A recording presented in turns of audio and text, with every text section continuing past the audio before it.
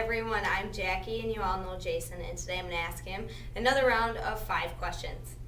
I had a question for you first, though, before we start. How did your interview go today with C.J. Wilson? You had to bring that up. It went very well. Unfortunately, I didn't hit record on the recorder, so... Jackie's interviews on Green and Gold today will start next week, but... Yeah, thank you. You're welcome. I appreciate that. Okay, so let's start now. You're turning a little bit red. I'm at your shirt. All right, let's get started. Great. So how big and important was the win over the Vikings on Sunday? Not just in terms of beating Brett Favre, but in general. I think it was a huge win for them. I mean, think about where they'd be had they not won. They'd be 3-4. They'd have lost, assuming that Percy Harvin's touchdown counts, that would be the way they lost. They'd have lost by 3 points again. You're looking at 3 straight games lost by a field goal, 4 games total all lost by field goals, 2 overtime games and a last-second loss. And they're in a position where it's another loss in the NFC, it's another loss in the division. I mean, that would be a tough spot for them to be in right now. Instead, they've got some momentum going into New York. The Jets, obviously, one of the league's best teams at 5-1. Certainly a confident team, as we heard from Rex Ryan today, talking about how he thinks they're the best team in the league. So I think it was a huge win in terms of giving them something to build on. If they can somehow go to New York and win this, and I'm not sure I would pick them to win at this point, and then beat Dallas when they come home the following week, they go into the bye in a very good position. If they can split those games, I think it'll make it for an interesting second half. All right, and Donald Driver unfortunately ended his streak of 133 consecutive games with at least 1 catch.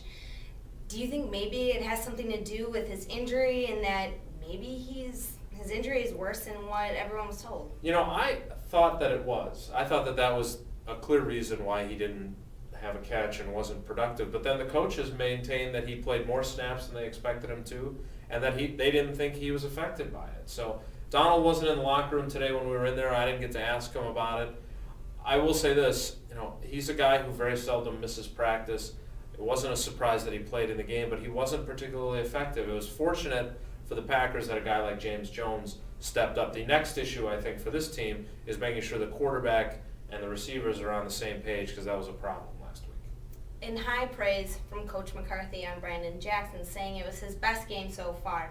Do you think we're finally seeing what Jackson is truly capable of? I think we're finally seeing something productive from Brandon Jackson. The last 3 games, he's averaging 6.5 yards a carry. Obviously, he had the big 71-yard run in Washington. This is the guy that they felt so comfortable with, between him and John Kuhn, that they didn't feel the need to trade for Marshawn Lynch. They didn't feel the need to get a deal done for Marion Barber. They didn't push either of those things all that hard. And in part, that's because they thought Brandon Jackson could do what he's done. Now, he has to continue to do it. We're only 7 games into the season. They've got 9 more games, plus, hopefully for their sake, the playoffs. But I think it's an encouraging sign. And the Jets have one of the best offensive lines so far in the NFL. If Pickett and Jenkins aren't ready to go Saturday, do you think their extremely thin defensive line can, be successful 2 consecutive weeks in a row? Well, I think it's going to be one of the biggest matchups of this game. Who's healthy, who's not? Will Ryan Pickett go? Will Cullen Jenkins go? B.J. Raji and your guy C.J. Wilson and Jarius Wynn all had very productive performances. But, that was great for 1 game. Can they do it again if they're called upon? I don't know if that's true, and I do think this is a team that loves to run the football, and this is a defense that's going to have to find a way to stop the run, even though they're shorthanded. Finally, Jets are 5-1, Packers are 4-3.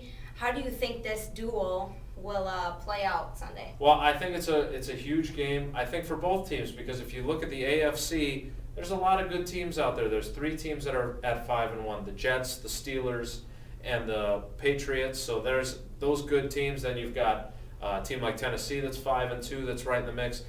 The NFC, on the other hand, there's been some decent teams, but it doesn't look like we've seen a great team emerge just yet. So it's huge for the Packers to continue their momentum, get a win over a very good team, which would certainly help their confidence even more. And I think the Jets just want to keep things rolling. I think these are 2 good football teams. I'm not sure that the Packers are as good as the Jets, but then again, on opening night when the Jets lost to the Ravens, we thought maybe the Jets weren't as good as advertised, and now they've won 5 in a row. They're coming off a bye, and they've got Darrelle Revis back at 100%. So I think it's going to be an entertaining game. I think it'll be an interesting outcome, whichever team ends up on top.